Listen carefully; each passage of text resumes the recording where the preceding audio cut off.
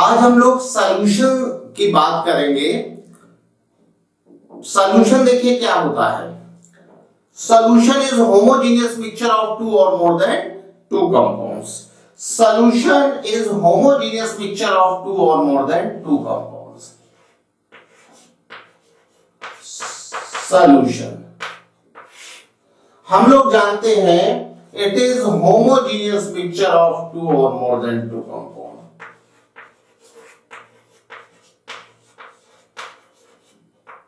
Mixture solution homogeneous mixture है। Homogeneous मतलब mixture having same parts. Mixture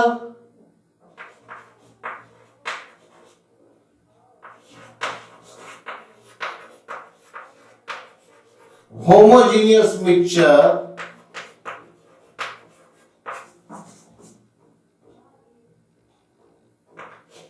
mixture having same part. Mixture having same parts.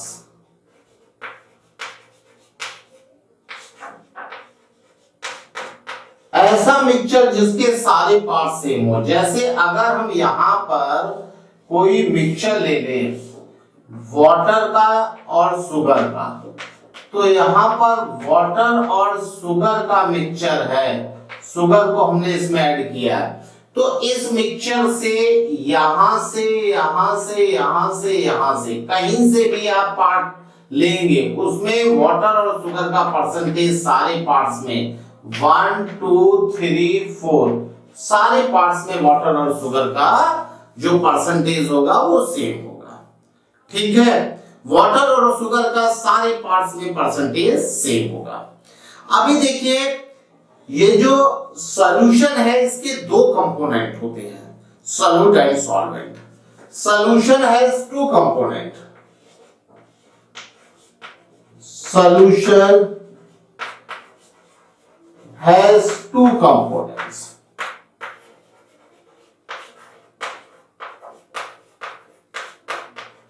Number 1 solute,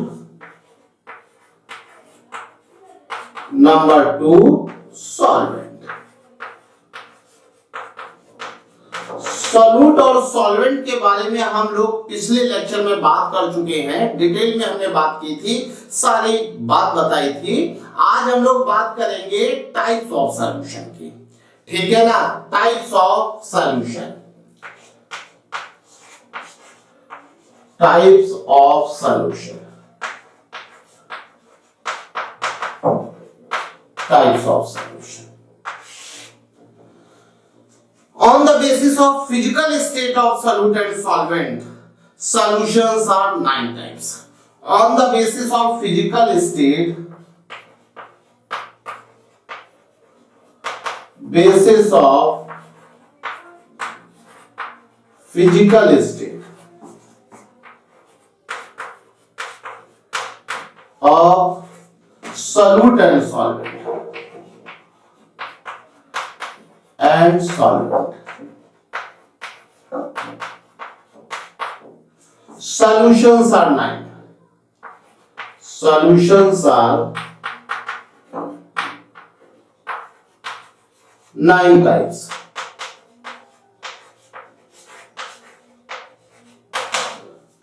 ठीक है ना। कैसे देखिए, हम लोग फिजिकल स्टेट के बेसिस पर सॉल्यूशन को कैटेगराइज कर रहे हैं। तो यहां पर हम लोग ले रहे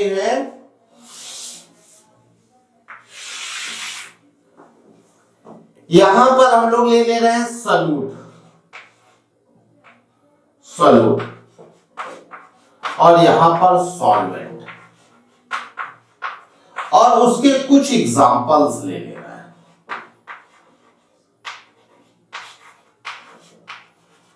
ठीक है, और ये सीरियल नंबर। तो देखिए हम लोग पहले ले लेते हैं ऐसे सॉल्यूशन को जिसमें सॉल्वेंट सॉलिड है। ठीक है ना। तो पहला देखिए टाइप क्या है, पहले टाइप में सॉलिड का सॉलिड में सॉल्यूशन,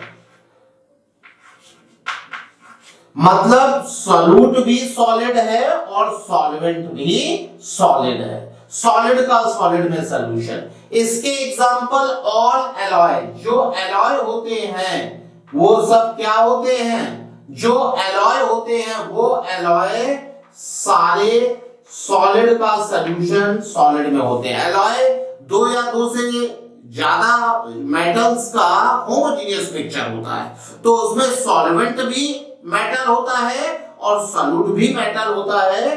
तो ये जितनी भी एलॉय है उसमें सॉल्वेंट सॉलिड होगा और सॉल्यूट भी सॉलिड होगा, ठीक है ना। एलॉय में कुछ आप जानते होंगे, जैसे ब्रास, ब्रास, ब्रास क्या है, ब्रास है कॉपर और निकल का एलॉय, ठीक है। दूसरा टाइप हम लोग बात कर लेते हैं लिक्विड इन सॉलिड। अभी देखिए लिक्विड सॉल्यूट सॉलिड में, सॉल्वेंट क्या है, सॉलिड है। अभी सॉल्वेंट सॉलिड है तो इसका मतलब क्या होगा, फाइनल सॉल्यूशन की जो फिजिकल स्टेट होगी वो सॉलिड ही होगी। तो यहां पर अमलगम ऑफ मरकरी, मरकरी का अमलगम सोडियम के साथ, amalgam of mercury with sodium, amalgam of mercury with sodium Na के साथ में, ठीक है ना। तो देखिए यहां पर सोडियम क्या है, सॉलिड है और मरकरी लिक्विड है, तो मरकरी लिक्विड सोडियम में डिसॉल्व हुआ है और फाइनल जो है सॉलिड आपको सॉल्यूशन मिलेगा। फिजिकल स्टेट जो होती है सॉल्यूशन की वो सॉल्वेंट की फिजिकल स्टेट होती है, ठीक है ना। सिमिलरली और भी एग्जांपल है, जैसे CuSO4.5H2O, यहां पर वाटर किसमें डिसॉल्व होता है, वाटर डिसॉल्व होता है कॉपर सल्फेट में, ठीक है ना। जितने भी हाइड्रेटेड सॉल्ट हैं वो हाइड्रेटेड सॉल्ट क्या करते हैं, वाटर को डिसॉल्व कर लेते हैं। यहां पर वाटर का CuSO4 में होमोजेनियस मिक्सचर है, ठीक है ना। FeSO4.7H2O, ठीक है। इसके बाद थर्ड जो है वो है गैस इन सॉलिड। अब गैस का सॉलिड में सॉल्यूशन, तो इसका एग्जांपल भी आपने देखा होगा। इसका एग्जांपल क्या है, हाइड्रोजन गैस प्लेटिनम में एडसॉर्ब होती है। तो हाइड्रोजन गैस प्लेटिनम में एडसॉर्ब होगी तो हाइड्रोजन गैस का सॉलिड प्लेटिनम में सॉल्यूशन बनेगा, होमोजेनियस मिक्सचर बनेगा। तो hydrogen H2 gas in platinum, platinum, ठीक है ना। तो ये क्या है, ये है गैस का सॉलिड में सॉल्यूशन, ठीक है ना। अब देखिए गैसेस, बहुत सारी गैसेस मिनरल में डिसॉल्व होती है, वो सब क्या है, गैस का सॉलिड में सॉल्यूशन है। तो हम लोग उसको एग्जांपल में लिख सकते हैं, gases, dissolve gases in mineral, dissolve gases, dissolve gases in mineral, mineral में जो गैसेस डिसॉल्व होती हैं वो गैस का सॉलिड में सॉल्यूशन है। फोर्थ में हम लोग क्या ले लेते हैं, अपना जो सॉल्वेंट है वो लिक्विड ले लेते हैं। तो देखिए सॉलिड सॉल्यूट और लिक्विड सॉल्वेंट ले लेते हैं।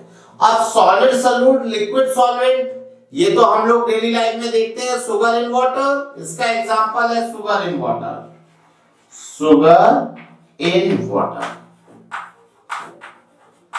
ठीक है ना। और भी बहुत सारे salt in water, water etcetera, बहुत सारे एग्जांपल हैं, ठीक है ना।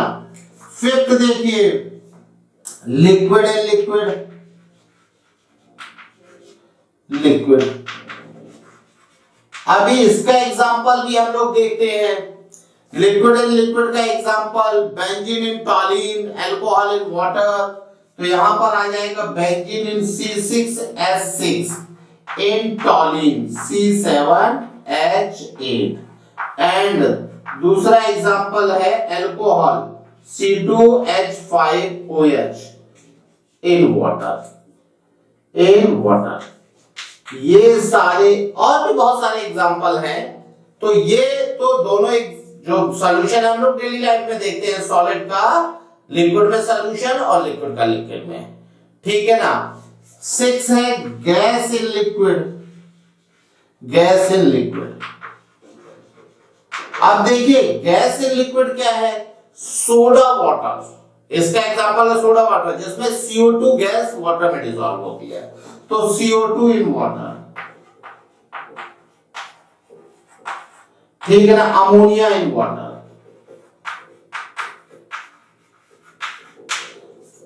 ठीक है। 7th जो है, अब हम लोग यहां पर देखिए, हमने यहां पर सॉल्वेंट क्या ले लिया, सॉलिड ले लिया, लिक्विड ले लिया। अब हम लोग सॉल्वेंट गैस लेते हैं। तो सॉलिड सॉल्यूट और सॉल्वेंट गैस। तो सॉलिड का गैस में मतलब फाइनल सॉल्यूशन की फिजिकल स्टेट गैसियस स्टेट होगी, ठीक है। तो इसका एग्जांपल क्या होगा, iodine vapour in air, camphor vapour in nitrogen. Iodine क्या होता है, सॉलिड होता है, एयर गैस है। तो iodine vapour, I2 vapour in air,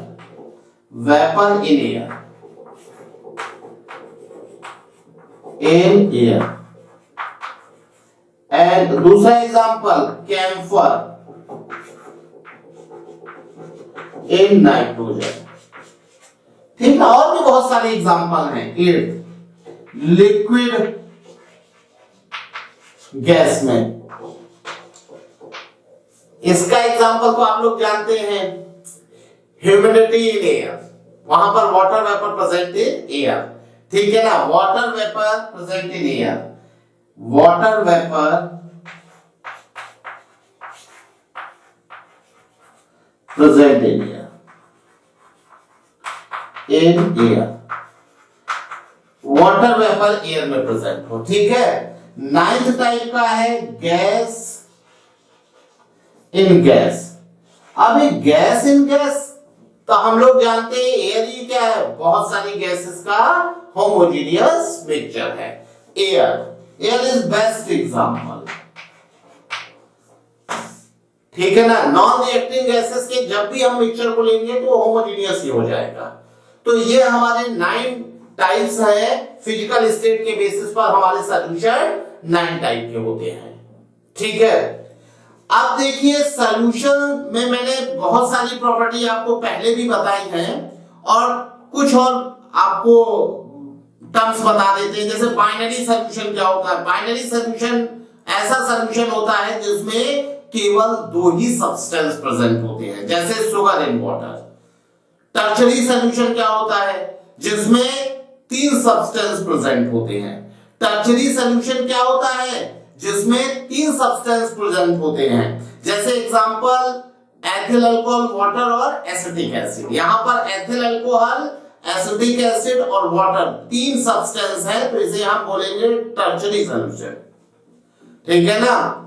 और एक्वस सॉल्यूशन क्या होता है, अगर सॉल्यूट वाटर में प्रेजेंट है, सॉल्वेंट वाटर है, तो उसे एक्वस सॉल्यूशन बोलेंगे। नॉन एक्वस सॉल्यूशन क्या होता है, जिसमें सॉल्वेंट वाटर ना हो। मिसिबल लिक्विड क्या होते हैं, ऐसे लिक्विड जो होमोजेनियस मिक्सचर बनाए वो मिसिबल लिक्विड होते हैं।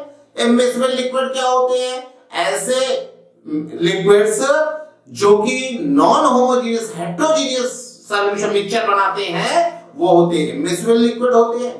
तो ये कुछ टर्म्स हैं जो सॉल्यूशन के केस में आते हैं, ठीक है। अब हम लोग बात कर लेते हैं सैचुरेटेड सॉल्यूशन की, अनसैचुरेटेड और सुपर सैचुरेटेड। हालांकि सैचुरेटेड, अनसैचुरेटेड और सुपर सैचुरेटेड की बात हम लोग पहले भी कर चुके हैं पहले के लेक्चर में, लेकिन एक बार फिर से हम लोग बात कर लेते हैं।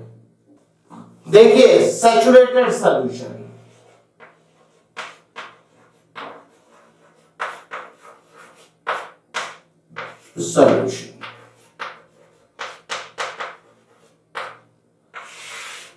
Saturated solution. सैचुरेटेड सॉल्यूशन क्या होता है? जब हम किसी सॉल्वेंट में कोई सॉल्यूट ऐड करते हैं तो सॉल्यूट सॉल्वेंट के इंटरमॉलिक्यूलर स्पेस में चला जाता है, ठीक है ना। जब हम किसी सॉल्वेंट में कोई सॉल्यूट, जैसे यहां पर हम लोग क्या कर रहे हैं, वाटर में शुगर को ऐड कर रहे हैं, वाटर में हम लोग शुगर ऐड कर रहे हैं। तो जब हम शुगर को ऐड करेंगे तो क्या होगा, ये जो शुगर के पार्टिकल है वाटर के इंटरमॉलिक्यूलर स्पेस में चले जाएंगे।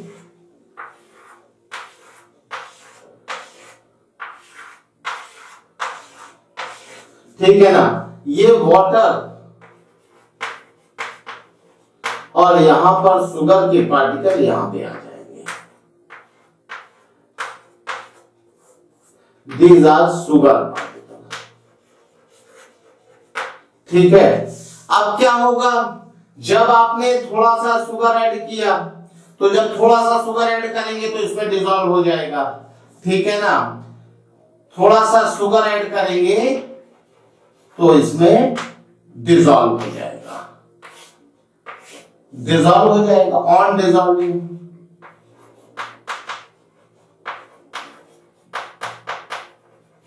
तो ये क्या हो जाएगा, सॉल्यूशन बन जाएगा। थोड़ा और शुगर ऐड करेंगे तो वो वाटर के इंटरमॉलिक्यूलर स्पेस में आ जाएगा।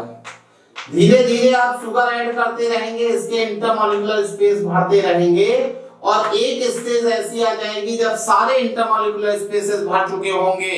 उस कंडीशन में जब आप सॉल्यूट डालेंगे तो फिर सॉल्यूट डिसॉल्व नहीं होगा। अगर सैचुरेटेड सॉल्यूशन है, सैचुरेटेड सॉल्यूशन, यह है आपका सैचुरेटेड सॉल्यूशन, सॉल्यूशन। तो जब सैचुरेटेड सॉल्यूशन में आप सॉल्यूट डालेंगे,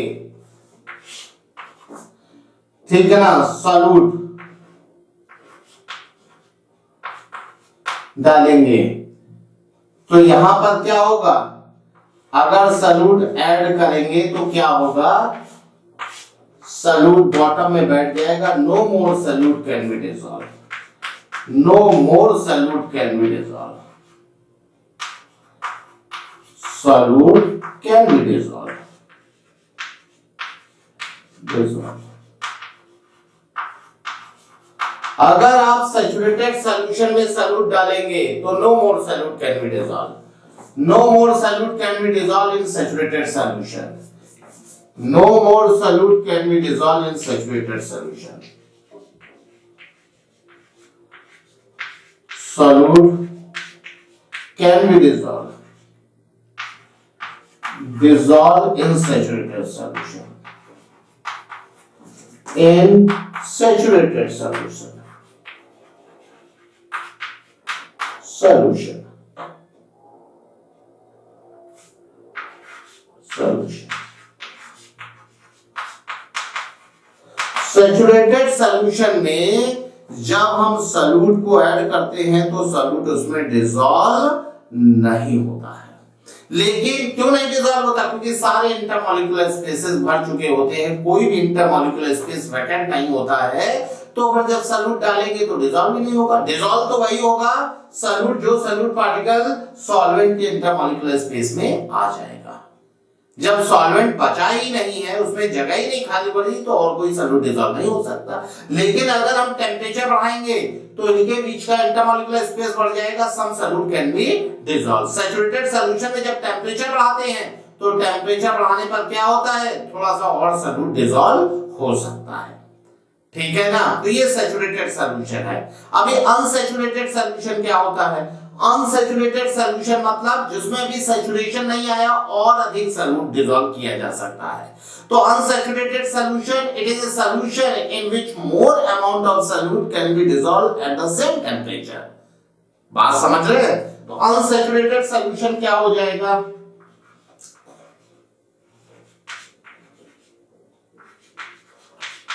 अनसैचुरेटेड सॉल्यूशन, अनसैचुरेटेड सॉल्यूशन होगा, अनसैचुरेटेड सॉल्यूशन होगा some solute can be dissolved, some more solute can be dissolved, some more solute can be dissolved.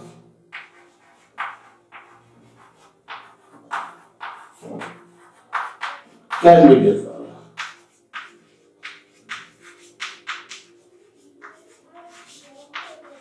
Some more solute can be dissolved. वो आपका होगा unsaturated solution. Unsaturated solution क्या होगा? जिसमें और अधिक सॉल्यूट डिसॉल्व किया जा सके। ठीक है। सुपर सैचुरेटेड सॉल्यूशन क्या होगा? Super saturated solution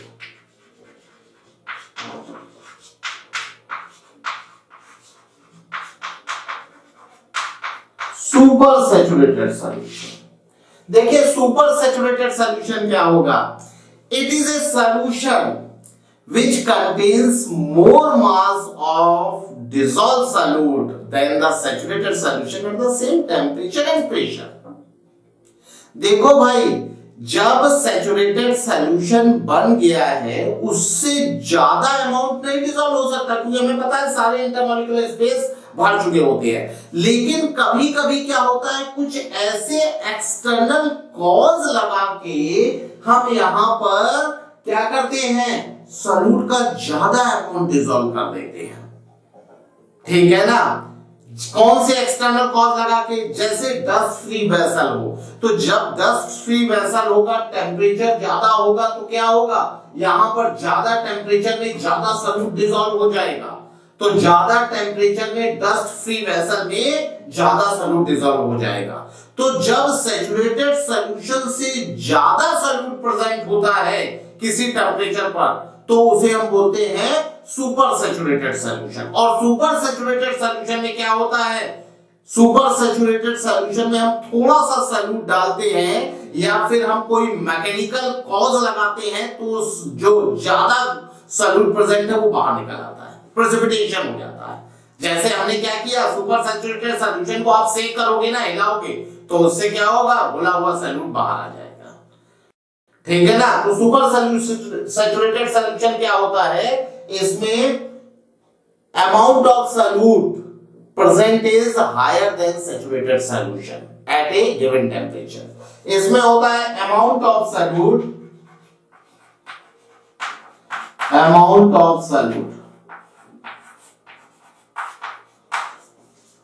present in solution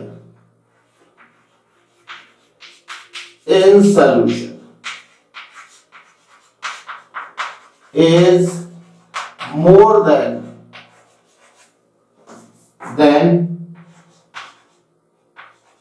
saturated solution.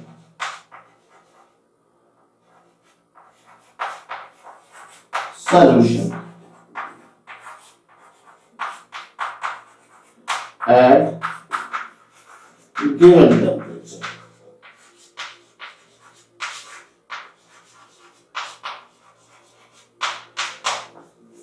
ठीक है ना? गिवन टेम्परेचर पर जो सॉल्यूट का अमाउंट होता है वो कुछ ज्यादा प्रेजेंट होता है। और सैचुरेटेड सॉल्यूशन, अरे ज्यादा कैसे हो सकता, कुछ हम क्या करते हैं, डस्ट फ्री वेसल ले लें तो थोड़ा सा अमाउंट ज्यादा डिसॉल्व हो जाएगा, और टेम्परेचर हाई रखें तो सॉल्यूट ज्यादा डिसॉल्व हो जाएगा सैचुरेटेड सॉल्यूशन के कंपैरिजन में।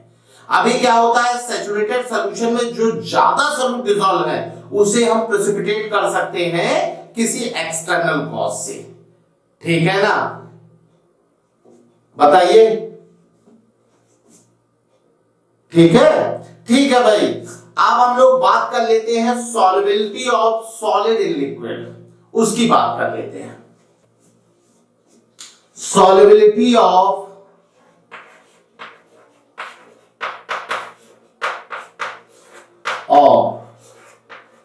Solid in liquid.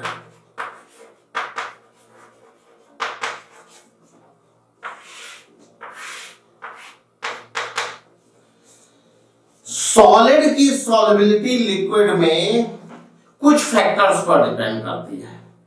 पहला फैक्टर है लाइक डिसॉल्व लाइक। पहला फैक्टर है like dissolve like.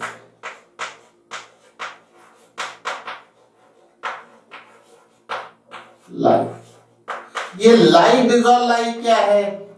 According to this rule, polar solute can be dissolved in polar solvent and non-polar solute can be dissolved in non-polar solvent. या हम ये कहें कि polar solute are more soluble in polar solvent and non-polar solute are more soluble in non-polar solvents. ठीक है ना? According to this rule,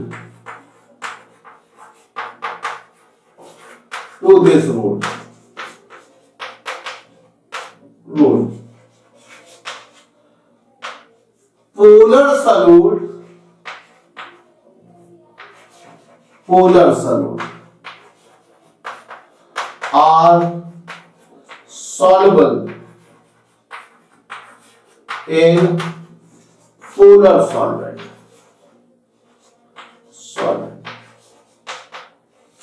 and non-polar solute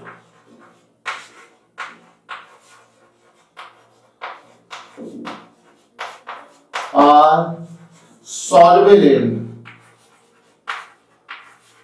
in non-polar solvent. ठीक है ना? पोलर सॉल्यूट पोलर सॉल्वेंट में dissolve होंगे और non polar में डिसॉल्व होंगे। तो यहां पर अगर हम NaCl को बेंजीन में डिसॉल्व करना चाहेंगे तो नहीं डिसॉल्व होगा। ठीक है ना? NaCl किस में डिसॉल्व होगा? NaCl आयनिक है, इसलिए वाटर में डिसॉल्व होगा, पोलर सॉल्वेंट में डिसॉल्व होगा। सिमिलरली अगर हम बेंजीन को वाटर में, टॉलिन को वाटर में डिसॉल्व करना चाहें तो नहीं डिसॉल्व होगा। टॉलिन डिसॉल्व होगा बेंजीन में और NaCl डिसॉल्व होगा वाटर में। पोलर में डिसॉल्व होगा, नॉन पोलर में डिसॉल्व होगा। ठीक है ना? दूसरा बात है, अगर हम लोग बात करें कि भाई टेम्परेचर का क्या इफेक्ट होगा, इफेक्ट ऑफ टेम्परेचर तो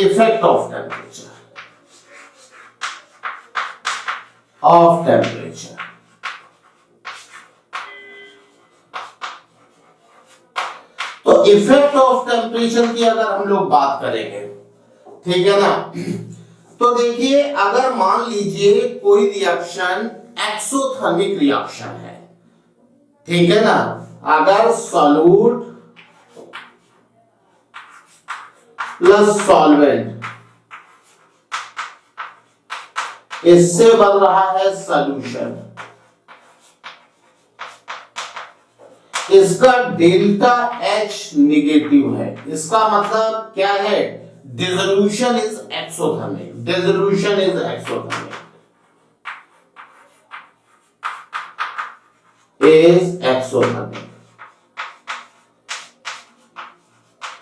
ये देखिए डिसोल्यूशन क्या होता है, डिसोल्यूशन होता है सॉलिड के सॉल्वेंट में डिसॉल्व होने का प्रोसेस। जब हम सॉलिड को सॉल्वेंट में डिसॉल्व करते हैं तो उस प्रोसेस को हम बोलते हैं डिसोल्यूशन। ठीक है ना? तो यहां पर डिसोल्यूशन अगर एक्सोथर्मिक है, हीट निकल रही है, तो जब हम टेम्परेचर इंक्रीज करेंगे तो सॉल्वेबिलिटी डिक्रीज करेगी। बात समझ रहे हैं? तो यहां से क्या होगा, ऑन इंक्रीजिंग टेम्परेचर,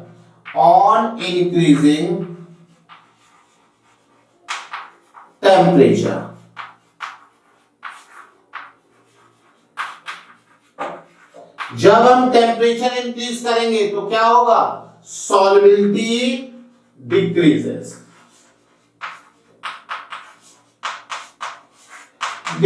करेगी। ठीक है ना?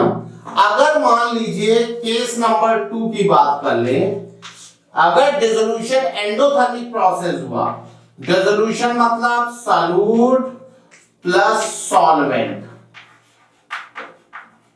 इससे बन रहा है सॉल्यूशन।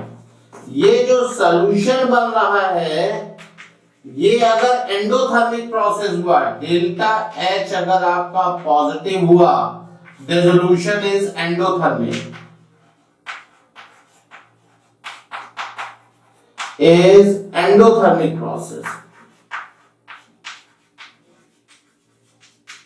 प्रोसेस। अगर ये एंडोथर्मिक प्रोसेस है तो क्या हो जाएगा, ऑन इंक्रीजिंग टेम्परेचर, भाई एंडोथर्मिक मतलब हीट देनी पड़ रही है, तो ली चैटेलियर प्रिंसिपल क्या कहता है, जब आप रिएक्टेंट का कंसंट्रेशन बढ़ाओगे, हीट भी एक रिएक्टेंट हो गया, जब आप उसे इंक्रीज करोगे तो रिएक्शन फॉरवर्ड जाएगी, मतलब क्या होगा, जो आपका सॉल्युबिलिटी है वो इंक्रीज होगा। तो यहां पर क्या हो जाएगा, on increasing temperature,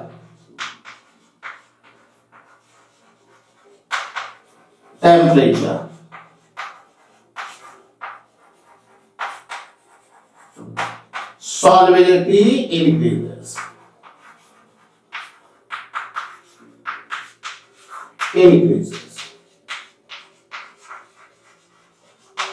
Solubility increase करेगी, ठीक है ना।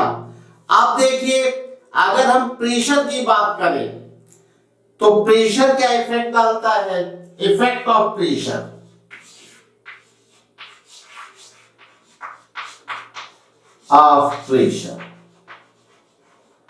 अगर हम प्रेशर के इफेक्ट की बात करेंगे तो सॉलिड का जो सॉल्यूशन लिक्विड में बनता है उस पर प्रेशर का कोई भी कंसीडरेबल इफेक्ट नहीं होता है।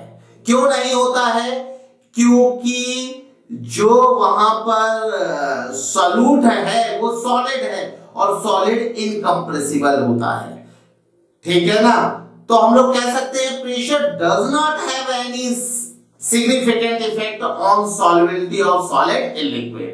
It is so because solids and liquids are highly incompressible and practically remains unaffected by changing in pressure. बात समझ रहे हैं। तो जब भी हम सॉलिड का लिक्विड में सॉल्यूशन बनाएंगे तो उसमें प्रेशर का इफेक्ट निग्लिजिबल होगा। क्यों निग्लिजिबल होगा, क्योंकि सॉलिड भी इनकंप्रेसिबल है और लिक्विड भी इनकंप्रेसिबल है। तो यहां पर there is no effect of pressure in solution of solid in liquid, there is no effect of pressure, there is no effect of pressure, effect of pressure in solution of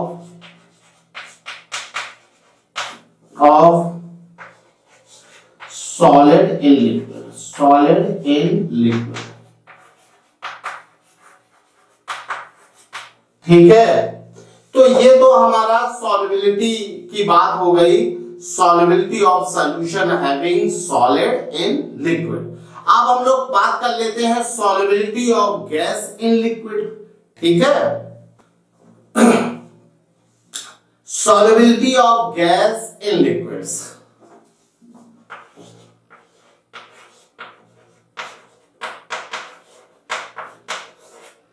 of gas in liquid।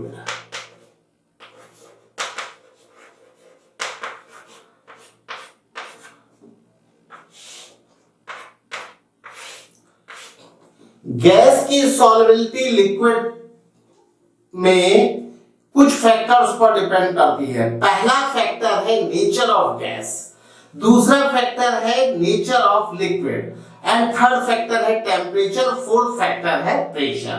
तो ये चार factor हैं जिस पर gas की solubility liquid में depend करती है। तो पहला बेटा क्या है, solubility depends on following factor, solubility of gas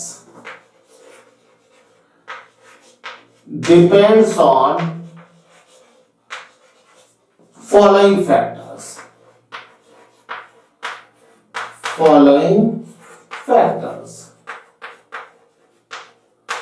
Number one, nature of gas, of gas. हम लोगों ने बात की थी अभी कि लाइक डिसॉल्व लाइक का कॉन्सेप्ट। अगर गैस हमारी पोलर है तो लिक्विड पोलर होगा तो उसमें गैस ज्यादा डिसॉल्व होगी। अगर गैस हमारी नॉन पोलर है तो नॉन पोलर लिक्विड में ज्यादा डिसॉल्व होगी, लेकिन पोलर गैस नॉन पोलर में नहीं डिसॉल्व होगी या बहुत कम डिसॉल्व होगी, ठीक है ना। तो यहां पर जो गैस का नेचर है उस पर हमारा सॉल्युबिलिटी डिपेंड करेगी। दूसरा हमारा फैक्टर है नेचर ऑफ लिक्विड,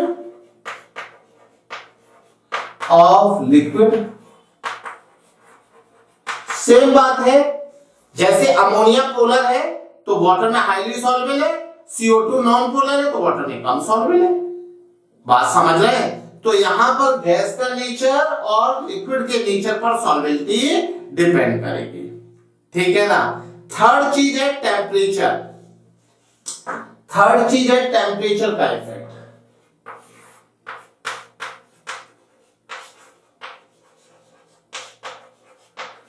अब देखिए टेम्परेचर से क्या होगा, टेम्परेचर से जो सॉल्युबिलिटी होगी वो डिक्रीज करेगी।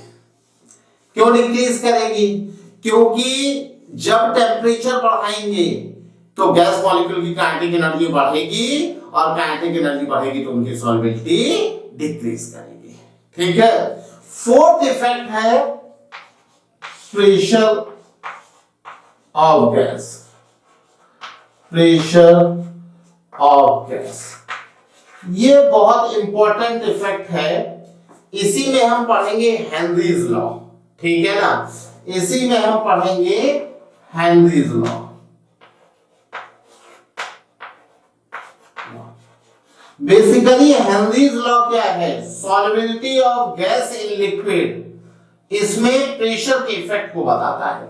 अकॉर्डिंग टू हेनरीज लॉ, जो गैस डिसॉल्व होगी किसी लिक्विड में, जैसे यहां पर एक लिक्विड है, तो यहां पर गैस A है और गैस B है। तो इस लिक्विड में जो डिसॉल्व गैस का मोल फ्रैक्शन है, XA क्या है? Mole fraction of dissolve A। यहां पर XA है mole fraction of dissolve A, mole fraction of dissolve A,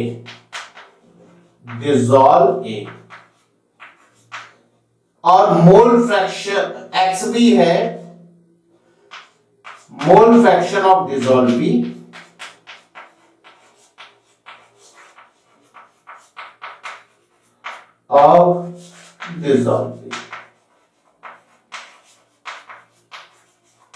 बात समझ रहे हैं?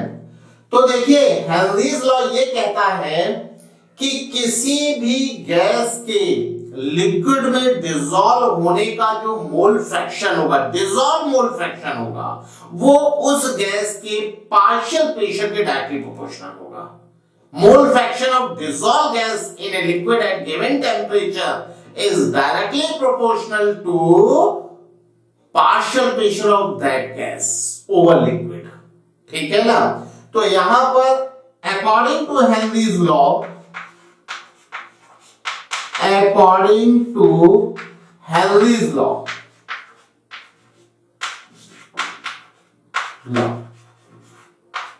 according to Henry's law, mole fraction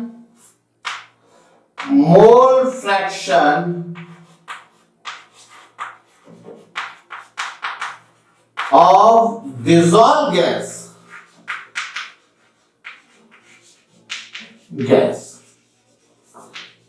in liquid is directly proportional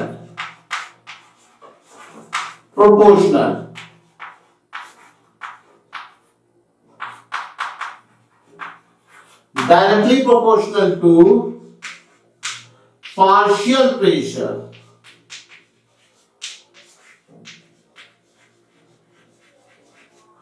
of that gas over liquid। मतलब liquid के ऊपर जो गैस है उसका जो पार्शियल प्रेशर है, उस पार्शियल प्रेशर पर डिपेंड करेगा कि सॉल्यूशन में कितना गैस का मोल फ्रैक्शन डिसॉल्व है। बात समझ रहे हैं? dissolved mole fraction is directly proportional to partial pressure of gas।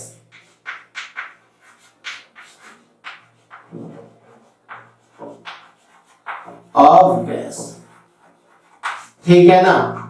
यहां से हम लोग लिख सकते हैं partial pressure P directly proportional to mole fraction, it is mole fraction.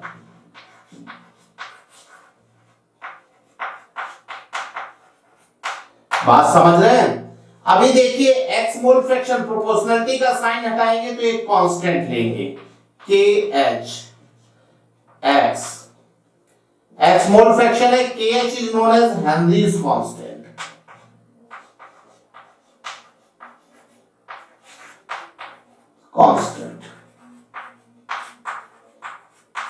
KH क्या है, हेनरीज कांस्टेंट है। अगर हम यहां पर मोल फ्रैक्शन निकालें तो ये क्या हो जाएगा, P upon KH।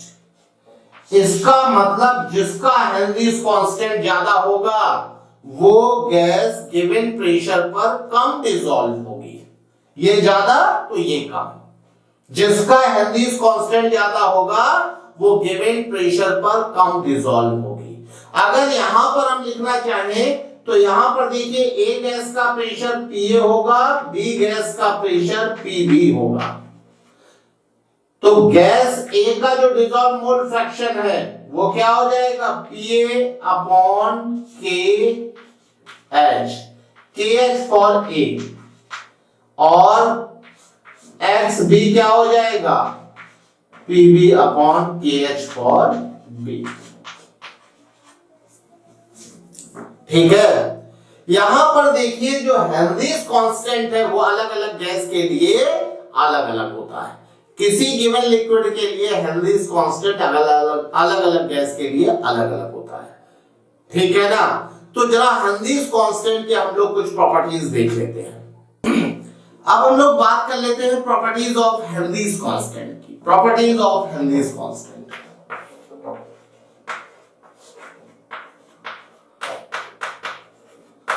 of Henry's constant.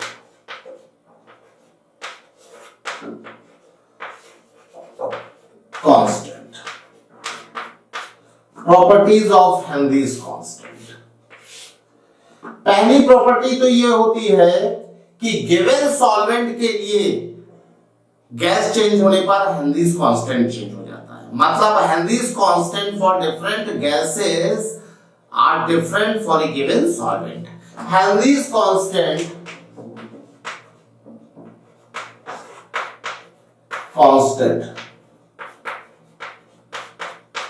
are different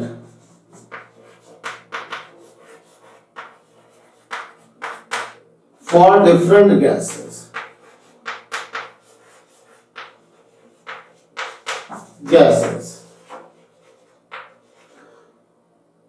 For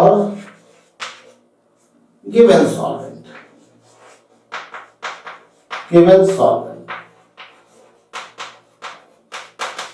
ठीक है ना। अब एक ही गैस का हेनरी कांस्टेंट टेम्परेचर चेंज होने पर चेंज हो जाएगा, ठीक है ना। तो अभी क्या है, एक ही गैस का जो हेनरी कांस्टेंट होगा वो टेम्परेचर चेंज होने पर चेंज हो जाएगा। हेनरी कांस्टेंट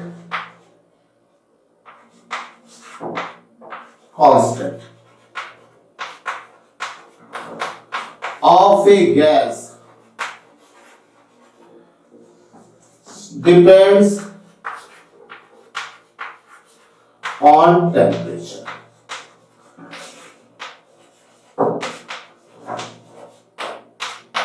ठीक है ना। थर्ड प्रॉपर्टी क्या है, अगर हेनरी कांस्टेंट ज्यादा है तो गिवन प्रेशर पर गैस की सॉल्युबिलिटी कम होगी, ठीक है ना। तो आपको पता है कि जो सॉल्युबिलिटी है गैस की वो क्या होती है, प्रेशर अपॉन हेनरीज कांस्टेंट, ठीक है ना, KH। तो अगर KH ज्यादा है तो सॉल्युबिलिटी कम होगी। गिवन टेम्परेचर पर, गिवन प्रेशर पर अगर KH जिस गैस का ज्यादा है उसकी सॉल्युबिलिटी कम होगी, ठीक है ना। अभी देखिए टेम्परेचर इंक्रीज करने पर हेनरीज कांस्टेंट इंक्रीज करेगा, ठीक है। टेम्परेचर इंक्रीज करने पर हेनरीज कांस्टेंट इंक्रीज करेगा। अब हम लोग एक प्लॉट देख लेते हैं वो क्या है, पार्शियल प्रेशर और मोल फ्रैक्शन में प्लॉट देख लेते हैं, कर्व खींच लेते हैं। तो plot of P versus X। तो हमें पता है कि भाई जो हमारा X, जो हमारा P होता है वो क्या होता है, KH इंटू X। तो अभी अगर हम P वर्सेस X ग्राफ खींचेंगे, मोल फ्रैक्शन, यहां पर हम प्रेशर ले रहे हैं पार्शियल प्रेशर ऑफ गैस, और यहां पर हम ले रहे हैं डिसॉल्व मोल फ्रैक्शन। तो ये ओरिजिन से पास होने वाली लाइन होगी जिसका स्लोप होगा, slope is equal to KH। ठीक है, y is equal to mx type की लाइन है, line passing through origin having slope KX। ठीक है भाई, आज इतना ही रहेगा। ओके, थैंक यू बेटा।